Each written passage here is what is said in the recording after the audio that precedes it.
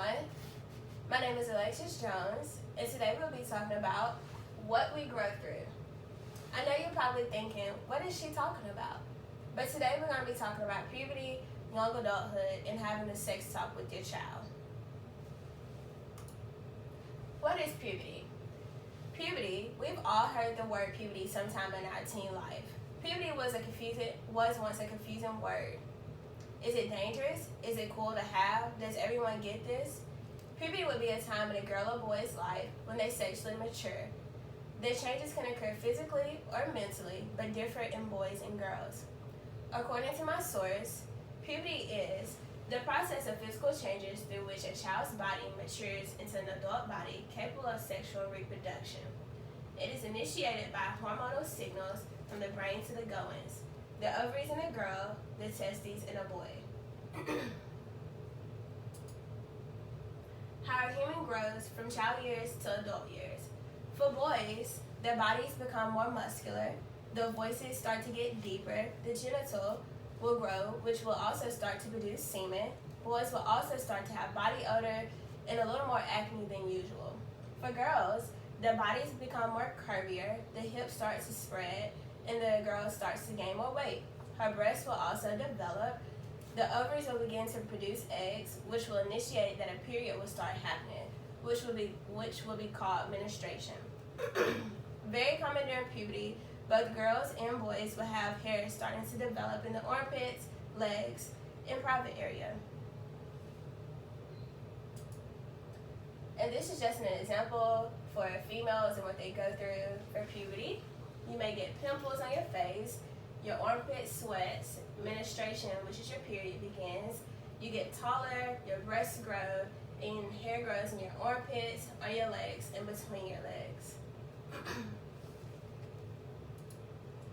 In puberty for males, the skin gets oilier, shoulders get wider, hair under the arms, you get facial hair, pubic hairs, neck, chest, and leg muscles get bigger and stronger. Penis gets larger, longer, and wider. Psychological change. Not only do kids have physical change, but they have psychological changes. Puberty affects everything in your body, including your brain. The following are emotions that most people experience during puberty: increasing sensitivity, feeling self-conscious, intense emotions, loving instead of liking, hating instead of disliking, mood swings, prone to conflicts, fragments of love, intimacy. Since puberty is different for everyone, the feelings and emotions can hit you at any time. If you're experiencing one of these emotions, remember that it's only your hormones talking, not your inner self. And here are some helpful tips how to deal with puberty. Keep good hygiene. Be sure to wash your face and body and wear deodorant daily. Puberty is another word for growing up. You may not start to develop as soon as others, but just be you, because when that time comes, you will change. Talk with an adult about any problems you have when dealing with puberty. Adults know what it is like because they went through the same thing, so don't be ashamed. For me, I got my period when I was in the 6th grade, and I didn't know what to do. I was at school, so it took me some time to kind of go through with the process. One major change is your hormones will be all over the place. Sometimes you will be upset, have an attitude, or just mood swings. During that time, explain to your family and friends that you're going through puberty. Always keep a little pouch with personal hygiene things in it, so if you have to freshen up, you have your personal items. Me, I keep personal items with me everywhere I go. I have one in my purse, in my car, because you never know when that time may happen, or somebody else may need something. Young adulthood. The ages for young adulthood ranges from 20s to 40s. According to Erickson's stages of young adulthood, it has to deal with intimacy versus isolation. Adulthood deals with different transitions in life, such as single to dating, to marriage, school, to college, to working, paying your own bills, relocation, and peer pressure, which is major. I say peer pressure is major because You go off to college, you have new friends, you have old friends, and they will pressure you to do things that you don't normally do.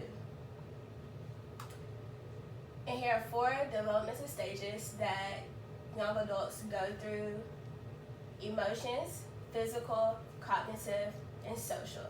Emotions, stresses related to career, marriage, and family. Discovering real relationships and love. The young adult wishes to still be adolescent but assume adult commitment.